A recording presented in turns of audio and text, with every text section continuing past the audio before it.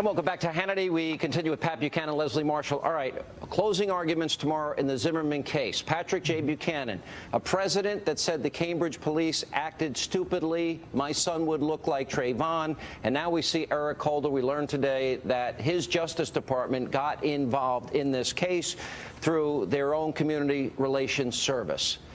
What does that say about the administration? Should they have been involved? They should not. But this is the outrage and injustice here is that they're prosecuting this man for allegedly second-degree murder when no one has produced in weeks any evidence that he acted out of rage, anger, hatred, viciousness of any kind.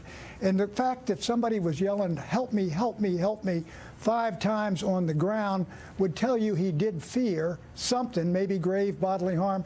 I think this thing is going. I cannot believe he's going to be convicted of second-degree murder. I believe the case should be thrown out. I believe it should not have been brought. And if it was brought, I think they should have come in with negligent homicide. Agree wholeheartedly. Leslie.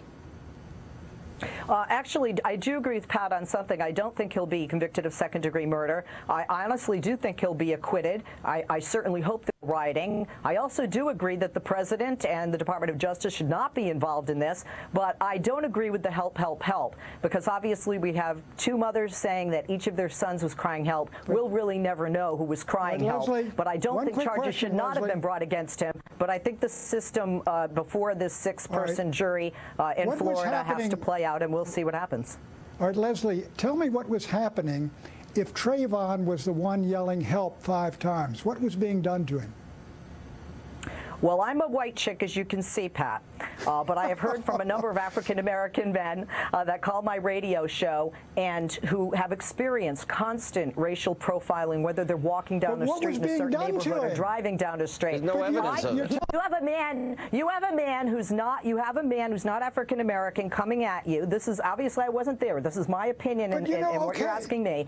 Turns around and says, "Why are you following me? The guy's got a gun." Listen, Leslie, you haven't told me. One last question. You haven't told me why he's screaming, "Help me, help me, help me," 5 times. Because the man has a gun.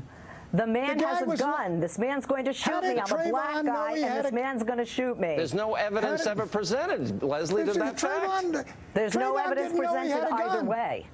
Listen, let me ask you one question. You manufactured a story here. And in my opinion, would not have hit him unless he feared for his life and was defending himself.